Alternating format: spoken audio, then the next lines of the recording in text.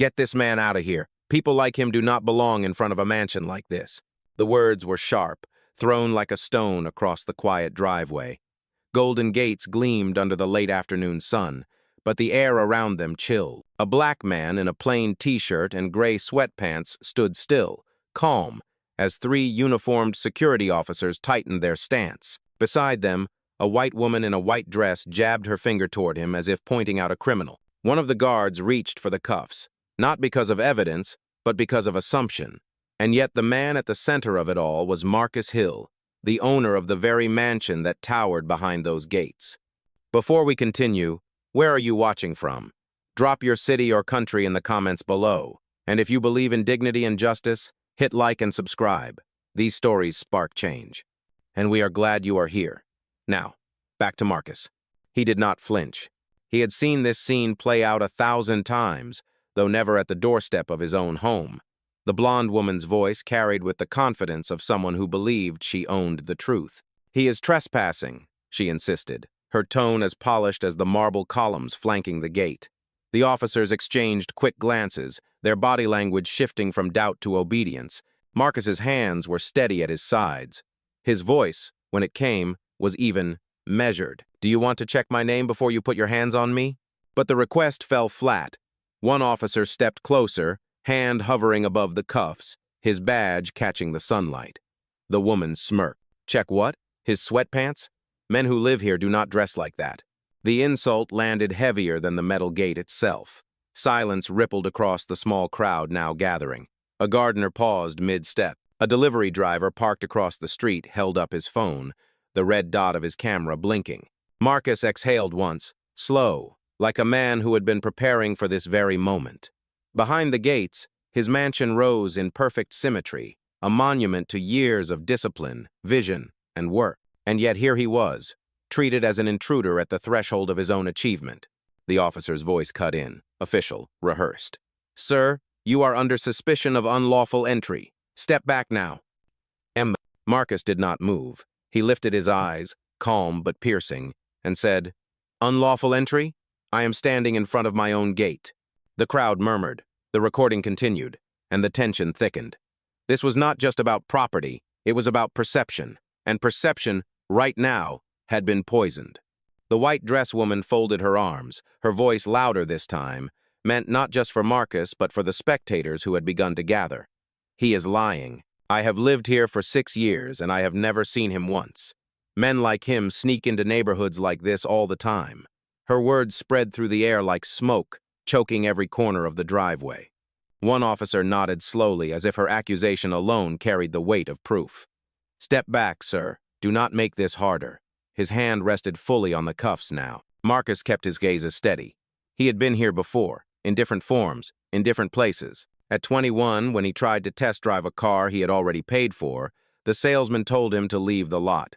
At 30, when he applied for a loan to expand his company, the bank manager called him a high risk. At 45, when he walked into a private club, the staff asked to see his guest pass. Each time the same undertone, "You do not belong." Now, standing at the gates of his own mansion, the repetition cut deeper. From across the street, the delivery driver raised his voice. "I saw him walk straight here. He used the keypad. Why would he have the code if he did not live here?" The woman snapped back, sharp as glass. "He could have stolen it. You think a keypad makes him a millionaire?" Her laugh was brittle, meant to humiliate.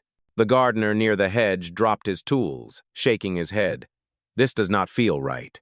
Still, the officers pressed forward. The senior one barked, "Turn around, hands behind your back, now." Marcus's chest rose and fell, but his face stayed composed. He turned his head slowly toward the crowd. His voice was low, calm, but it carried. "Listen to what is happening. No evidence, no questions, only judgment." The blonde woman pointed again, her finger trembling slightly now. "Stop talking like you are somebody. People like you buy sneakers, not mansions." Gasps rippled through the onlookers. The words were naked, no longer cloaked in suspicion, but in open contempt. The younger officer shifted uneasily. His eyes flicked from Marcus to the towering house behind the gate. His lips parted, then closed. For the first time, doubt cracked his posture. Marcus saw it. He leaned forward slightly, his tone even sharper. You do not have to believe me. Just run my name. One search will tell you who I am. But the senior officer shook his head hard. That is not how this works. We do not take orders from trespassers. And with that, he reached for Marcus's wrist. The clink of the handcuffs echoed against the marble pillars, a sound that carried farther than any siren. Phones lifted higher, red dots glowing brighter, recording every second. Marcus did not resist. He stood anchored, eyes fixed on the gates, on the mansion he had built brick by brick, deal by deal, year by year. His silence was not surrender. It was strategy. The storm was only beginning. The cuffs clicked tight around Marcus's wrists, the cold metal biting into his skin. The officer announced with the tone of a final verdict, "You are being detained for attempted unlawful entry." His voice was clipped, rehearsed, as if Marcus were just another line in a report. The blonde woman's smirk widened. "Finally, someone is doing their job. Next time, screen the gates better. We cannot let just anyone wander in." She shifted her stance like she had won a battle, her finger still aimed at Marcus as if she had summoned justice herself. But the crowd was growing thicker. A couple walking their dog stopped, whispering under their breath. The delivery driver kept filming, his phone angled to capture the gold gates and the cuffs glinting in the light. He muttered loudly enough for the microphone to catch, "This is his house. Everyone knows who lives here." Marcus inhaled slowly, his voice calm, steady, impossible to ignore. "Do not cut the recording. Let the world see what you are doing." One of the younger officers hesitated. His hand trembled as he adjusted his belt. He leaned slightly toward the senior officer. "Sir, what if he really does live here? The security system should verify it in seconds." The senior officer silenced him with a glare. "Do not question procedure." The blonde woman clapped her hands once, sharp, mocking. "He is playing all of you. Look at him. Look at those clothes. Owners of mansions do not dress like that." Her laughter rang out, brittle, cruel. Marcus lifted his head, his eyes locked on hers. His voice was low, but it cut through her performance. "You are not laughing at me. You are laughing at yourself. Because every word you speak reveals exactly who you are." The gardener, who had been silent until now, stepped forward. His voice shook but carried strength. "I have seen his face every morning. He walks these grounds. He is the one who pays my wages. You are arresting the owner." The blonde woman spun on him, fury twisting her features. "Stay out of this if you value your job." But the damage was done. Murmurs rippled louder through the crowd. Several phones were raised now, their red dots blinking like a constellation. The story was no longer contained at the gate. It was spilling out into the neighborhood, into the world. Marcus exhaled again, his body still and unmoving even as the cuffs pressed deeper. He tilted his chin slightly, and with one sentence he shifted the entire energy of the scene. "Call my assistant. Protocol Owner Code 1. The blonde woman froze. The officers blinked, unsure if they had heard correctly. And then a voice, clear and professional, spilled through the speakerphone in Marcus's pocket. "Acknowledged. Marcus Hill verified. Mansion ownership confirmed. All external cameras are live. Incident is being logged."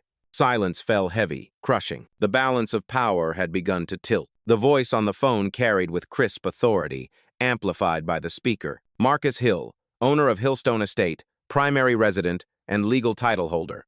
All security access points linked to his credentials. Incident report now streaming to corporate legal." The younger officer froze, his grip on Marcus's arm loosening. The senior officer's jaw tightened, but his posture faltered. The blonde woman's face drained of color, though her voice rose louder to cover her fear. "That is fake. Do not listen to him. He probably hacked the system. People like him always find a way to cheat." Her words hung sharp, but this time they landed with less force. The gardener folded his arms and shook his head. "I told you, he owns this place. You are humiliating him in front of his own gate."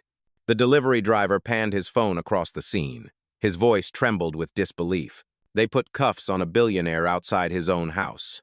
The red recording light blinked steadily, proof that the moment was being captured from every angle. Marcus stood still, his silence heavier than shouting. His calm was no longer mistaken for weakness. It was becoming unbearable for those around him. The younger officer spoke again, his voice lower but edged with urgency. "Sir, the verification came through. It is legitimate. He is the owner." The senior officer's eyes darted between Marcus, the phone, and the watching crowd. "Stay professional," he barked, though the command wavered. "We cannot just—" But Marcus cut him off with words sharp as steel. "You can and you will, because every second you delay is another second of misconduct logged against you." The blonde woman shook her head violently, her voice cracking. "This is not possible. I know everyone who lives here. There is no way he—" She stopped mid-sentence as the estate's gates began to shift. With a deep mechanical groan, the gold bars swung open. The mansion loomed beyond, lights glowing as though the house itself were testifying. The cameras above the gates turned, red sensors blinking, trained not on Marcus but on the officers restraining him. From the phone, the assistant's voice cut in again, calm but firm. "All feeds are active. Every word spoken within the last 5 minutes has been archived.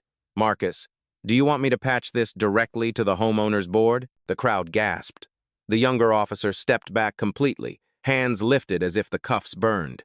The senior officer's shoulders sagged under the weight of a truth he could no longer deny. And Marcus, still cuffed, lifted his eyes toward the mansion he built.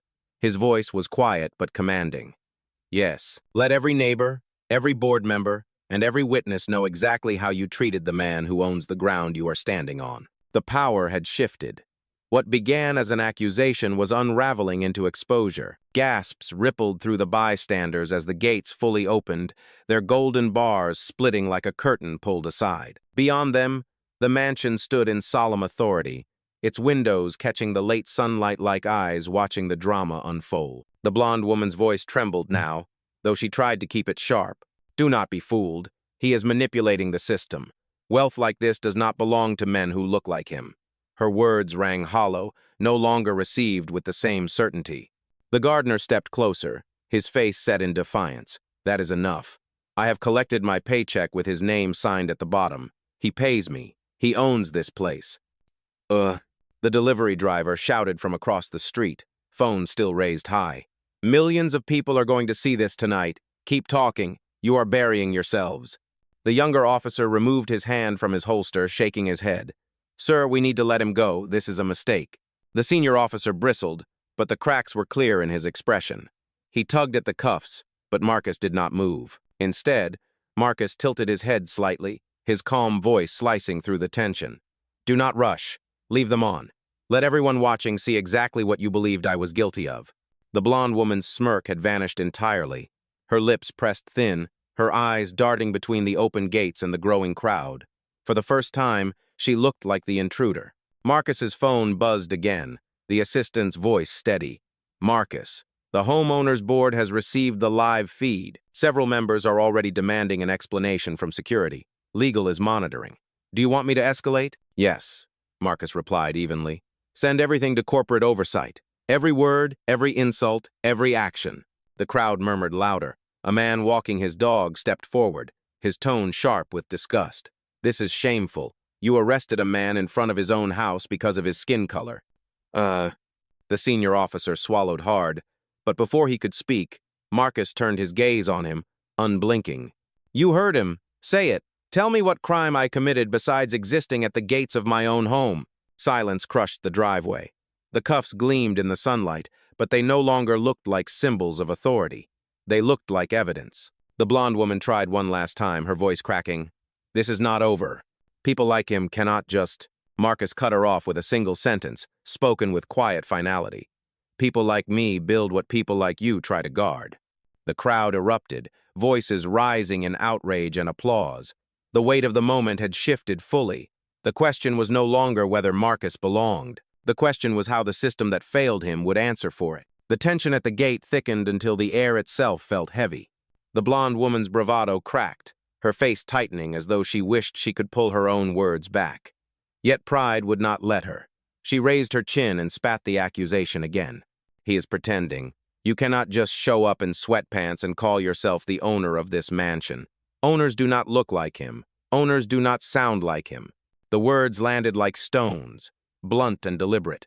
Phones in the crowd picked them up, every syllable etched into recordings that were already spreading beyond this quiet street. Marcus remained still, the cuffs still cold around his wrists.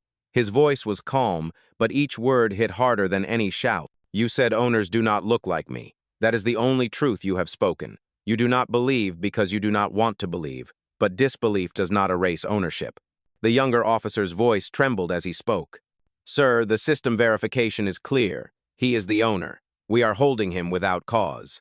The senior officer's face darkened, the last of his certainty slipping away.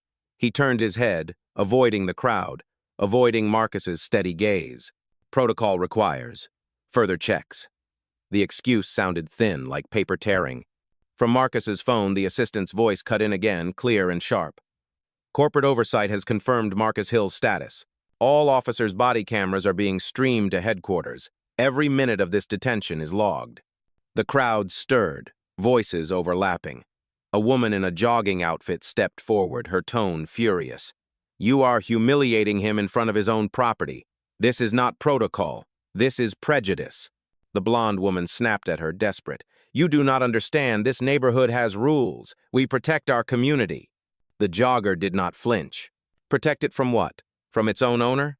The delivery driver swung his phone to catch the exchange, his voice rising with the energy of the crowd. This is going viral right now. Millions are about to see exactly how you treat him.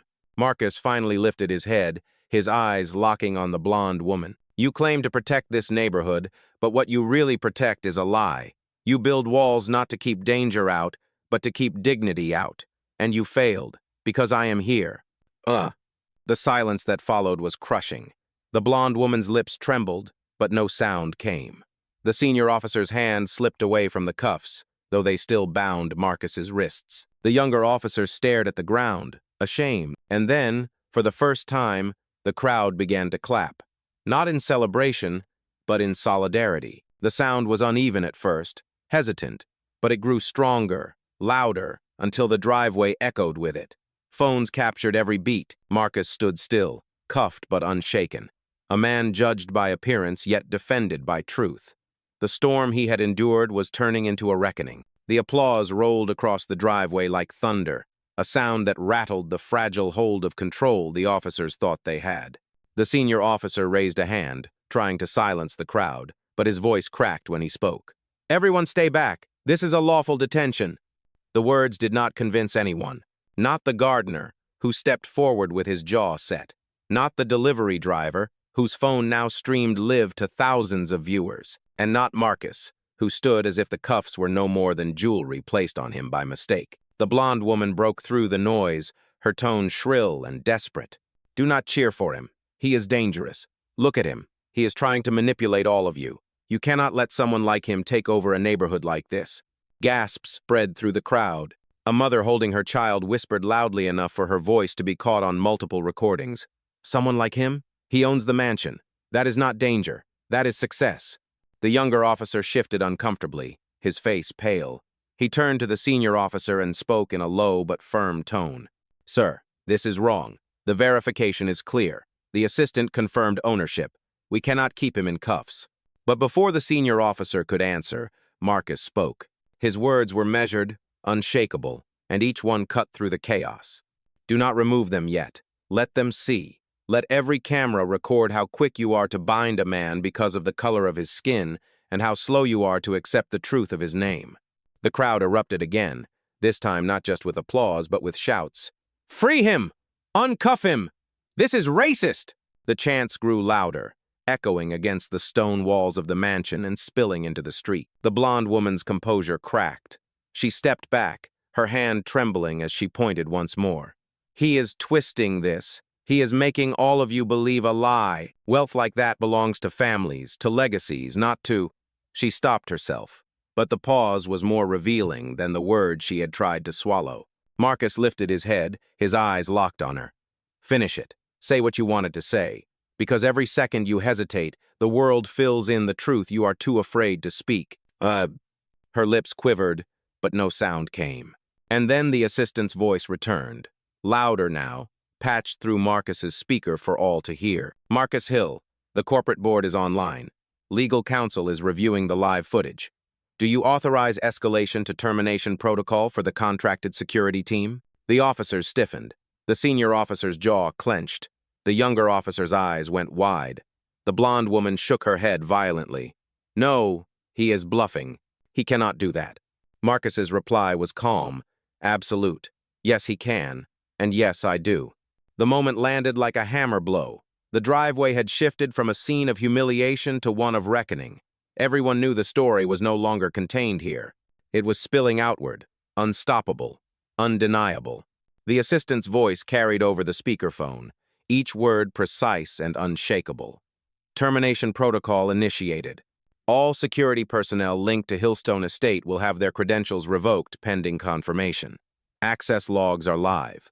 Marcus, the board is waiting for your directive. A murmur swept through the crowd. Phones tilted higher, capturing every detail. The gardener's voice broke the silence first. He told you, he owns it, and now you are about to lose everything for not listening. The younger officer's hands shook as he fumbled with the keys to the cuffs. Sir, please, we cannot let this escalate further. We need to release him. The senior officer grabbed his wrist to stop him. Do not touch those cuffs. We will wait for official clearance. But his tone had lost its edge. It sounded like someone clinging to a rope that was already fraying. Marcus stood firm, his eyes fixed on the senior officer. Official clearance? You are standing on it. The clearance is my name etched on every document, my signature on every paycheck, and my title on every deed. You ignored all of that because you only saw my skin. That was your first mistake. Your second mistake was assuming the world would not see it. The blonde woman shouted, her voice almost breaking. This is insane. Do you hear yourself? He is staging this. He is making fools out of all of you. Do not let him trick you. But the crowd had shifted. A man in a navy suit, holding his phone like a microphone, turned toward her. The only person making a fool of themselves is you. You pointed at him like he was a criminal. Now you are watching the criminalization of your own prejudice. Gasps and shouts rose. The delivery driver narrated to his live stream. She tried to erase him at his own gate. Now he is about to erase her credibility forever. Marcus tilted his head slightly, calm but cutting. You asked who belongs in a place like this. The answer is simple. The person who built it, the person who earned it, and that person is me. The assistant's voice returned. Marcus, the board has confirmed authority. Do you wish to proceed with immediate dismissal of the contracted security detail? The younger officer whispered almost pleadingly, Sir, please, do not let this end our careers. We were following her lead. We thought... His voice trailed off, shame drowning it. Marcus did not soften. His tone remained even, steady, almost surgical. You thought wrong. You thought bias was protocol. You thought prejudice was law. And now you will learn the difference. The golden gates behind him gleamed brighter in the fading light, as though the estate itself bore witness. The cameras above the driveway swiveled again, lenses locking on every officer, every word, every action. The blonde woman backed away, but there was nowhere left to hide. The power she thought she had wielded had dissolved, and the authority she mocked was now standing cuffed but undefeated before her. Marcus spoke one final sentence that made the entire crowd hold its breath. End their contract. All of them. The sound of authority shifted in an instant.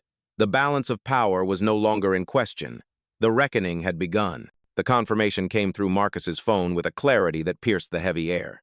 Acknowledged. Security contract terminated. All active credentials revoked. Access to Hillstone Estate systems has been disabled for the entire security team, effective immediately. The younger officer's device buzzed, flashing red. His ID card, once able to unlock every gate, was now useless plastic. He looked down at it in shock, as if the world had just shifted beneath his feet. The senior officer reached for his own, swiping it against the gate's control pad out of instinct. Nothing. A shrill denial tone echoed back at him. The gate no longer recognized him. The crowd erupted with murmurs and gasps. A woman holding her phone high whispered loudly, He really did it. He just fired them at his own gate. The blonde woman's face twisted in disbelief. She staggered back a step, her voice shrill with panic. That is not possible. He cannot just erase people with a phone call. That is not how power works. Marcus turned his head toward her, his expression calm but unyielding. Power is not in appearances. Power is in ownership, and you are standing in front of a house built on mine. The gardener clapped once, then again, until others followed. The sound spread, echoing against the stone walls. It was not the applause of celebration. It was the applause of truth. The senior officer's voice faltered. You cannot just terminate a contract like this without process. Marcus did not blink. The process happened the moment you cuffed me without cause. The process was every word you ignored, every proof you denied. The board reviewed it in real time. That was the process. And the verdict was termination. The delivery driver, still streaming live, whispered into his phone, "This is history. This is what justice looks like when it finally shows up at the gate." The younger officer lowered his head. "Sir, I was wrong.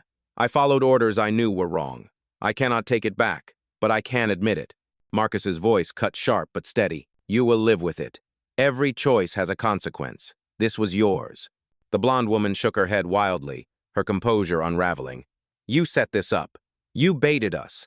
Nobody normal dresses like you and walks up to a mansion like this. How are we supposed to know?" Marcus's gaze was unflinching. "That sentence is why you failed. You never asked for proof. You never looked for facts. You only looked for reasons to doubt me. You thought wealth had a color, and you were wrong." Phones captured her silence. The crowd recorded every flicker of fear across her face. Every word she had spoken turned into evidence against her. And through it all, Marcus stood still, the cuffs still tight but no longer symbols of control. They had become symbols of the arrogance that put them there. The mansion gates, wide open now, seemed to frame him not as a trespasser but as exactly what he was, the owner, the authority, the truth. The driveway had shifted into a theater of reckoning. The crowd that once whispered now spoke openly, their voices sharp, their outrage undeniable. Phones remained raised, red dots blinking like stars, recording every second. The senior officer's posture collapsed, his shoulders hunched, his authority drained. He looked at Marcus, then at the useless ID card in his hand, and finally at the crowd. "This is a mistake. We were only doing our jobs." Marcus turned his head slowly, his voice low but cutting through the noise. "Your job is to protect the people who live here. You put cuffs on the one who owns the very ground beneath your feet. That is not a job. That is a disgrace." The younger officer swallowed hard, shame flushing his face. "He is right. We ignored evidence. We ignored protocol. We only listened to her," he said, glancing toward the blonde woman. "And now we stand exposed." The blonde woman's voice snapped like glass breaking. "Do not blame me. I told you what I saw. A man like him standing at the gates of this house, it did not add up." The delivery driver panned his camera toward her, his voice carried to thousands watching live. "You mean it did not fit your prejudice? Say it clearly. You never believed a black man could own what you envy." Gasps and shouts rippled through the crowd. Some booed. Others called out directly at her. "Admit it! Own your words!" Marcus's calm remained unshaken. He turned back toward the officers. "You are stripped of your access. You are no longer welcome on this property. Leave the cuffs where they are. I will decide when they come off." The senior officer's lips parted, but no sound came. He stood frozen, a man unmasked in his own failure. The assistant's voice returned through the phone, steady as ever. "Marcus, legal has confirmed termination is complete. Do you want the local precinct notified of unlawful detention?" Marcus lifted his chin slightly, his voice clear and resonant. "Yes. File the report. Make sure the footage reaches every level of oversight. Today will not be erased." The blonde woman clutched her purse as though it could shield her. Her voice, once commanding, cracked into a plea. "Please, I did not mean. I only wanted to keep the neighborhood safe." Marcus's eyes locked on her, unblinking. "Safe from what? From the owner returning to his own home? Your safety was built on a lie, and that lie is ending today." The crowd erupted again, louder this time, with claps and shouts of agreement. The gardener raised his fist. The jogger called out, "This is justice!" And for the first time, the blonde woman stepped back, no longer the accuser but the accused. The cuffs on Marcus's wrists still glinted, but the power behind them had shattered. The weight of shame had shifted entirely to those who placed them there. The mansion loomed behind him, not silent, but speaking through every light, every stone, every open gate. This was his, and now the world knew it. The silence that followed was not peace. It was judgment. The senior officer's hand hovered uselessly at his belt. His authority, once unquestioned, had crumbled in front of strangers and screens. The younger officer finally lowered his gaze completely, as if ashamed to meet Marcus's eyes. From Marcus's phone, the assistant's voice rang again. "Legal has confirmed. Incident report logged. Full evidence package archived. Marcus, would you like me to send copies to the city review board and press outlets? Yes, Marcus replied calmly. No more shadows. Let the truth live in daylight. The blonde woman staggered forward, her bravado gone. She clasped her hands together in desperation. Please, you do not have to destroy them. You do not have to ruin careers. It was a mistake. That is all. Marcus's gaze turned toward her, steady and cold. A mistake ends when it is corrected. You doubled down. Again and again. You called me a fraud. You said people like me could not belong here. That was not a mistake. That was a choice. Gasps shot through the crowd. The delivery driver, still filming, said into his phone, "He is telling her exactly what the world wanted to hear." The gardener stepped forward. "Sir, I have worked here for years. I have never seen you raise your voice. You built all of this quietly. They should be ashamed for doubting it." Marcus nodded slightly, his tone unshaken. "Shame belongs to those who tried to erase me. Justice belongs to those who witnessed it." The younger officer finally unclipped the cuffs, the metal snapping open with a sharp click. The sound carried like a bell across the driveway. Marcus's wrists were free, but he did not rub them. He let the red marks show, visible scars of arrogance and bias. The crowd clapped louder now, some cheering, some shouting words of support. Phones caught every angle. Screens across the world lit up with his calm defiance. Marcus lifted his phone higher. "Send it all," he instructed his assistant. "Every clip, every timestamp. Nobody here will rewrite this story." The blonde woman covered her mouth, eyes wide as the reality sank in. The officers, stripped of access, stood powerless, surrounded by witnesses who no longer trusted them. Marcus turned back to the crowd, his voice carrying like a gavel striking. "They tried to strip me of dignity at my own gate. Instead, they stripped themselves of authority. That is the balance of truth. That is the balance of power." The people watching broke into applause again, not hesitant this time, but thunderous, as if the neighborhood itself demanded the sound. And for the first time that night, the humiliation no longer belonged to Marcus. It belonged to those who had underestimated him. The reckoning was almost complete. Marcus stood tall at the open gates, his figure framed by the mansion that bore his name. The cuffs had been removed, but the red imprints on his wrists were plain for every camera to see. He did not hide them. He let them burn into the memory of everyone present, symbols of how quickly dignity could be dismissed when prejudice wore a uniform. The blonde woman's voice cracked one final time. "You are making a spectacle out of this. Nobody will respect you after tonight." Marcus turned toward her, his tone calm, almost surgical. "Respect is not granted by you. It is not denied by you. Respect is born of truth, and truth has no need of your permission." The senior officer shifted uneasily, as if waiting for permission to leave. The younger officer whispered under his breath, "We should go." Marcus lifted his phone once more. The assistant's voice came through clear, sharp, undeniable. "Termination confirmed. All access revoked. Report filed to the City Review Board, the Corporate Board, and media outlets. Marcus, your directive is complete." The crowd erupted with cheers. Some shouted his name. Others simply lifted their phones higher, ensuring the world saw every second. The gardener wiped his hands on his shirt and said aloud, "Justice is standing right here. That is what the world should see." Marcus looked over the faces in the crowd, each one reflecting anger, relief, or awe. He let the silence stretch just long enough for the weight of the moment to settle. Then he spoke, each word deliberate. "You tried to erase me at the gate of my own home, but you cannot erase what I built. You cannot erase ownership. You cannot erase truth. Tonight you learned that silence is not weakness. It is strength, waiting for the right moment. And when that moment comes, it does not shout. It ends careers, it ends lies, it ends doubt." The blonde woman stumbled back, her face pale, her authority gone. The officers lowered their heads, powerless in the glow of phones capturing their downfall. Marcus stepped forward, crossing the threshold of the gate, his voice steady as the crowd quieted to hear his final words. "I do not need to replay this footage. I am the footage. I do not need to record this moment. I am the result of it. Remember this the next time you see a man like me and think he does not belong. Because the truth is simple. If I stand here, then I belong. If I built it, then it is mine. And if you try to take it from me, you will lose more than you ever imagined." The The crowd roared with applause, the sound rolling down the street like thunder. Marcus walked toward his mansion, unhurried, unbothered, unbroken.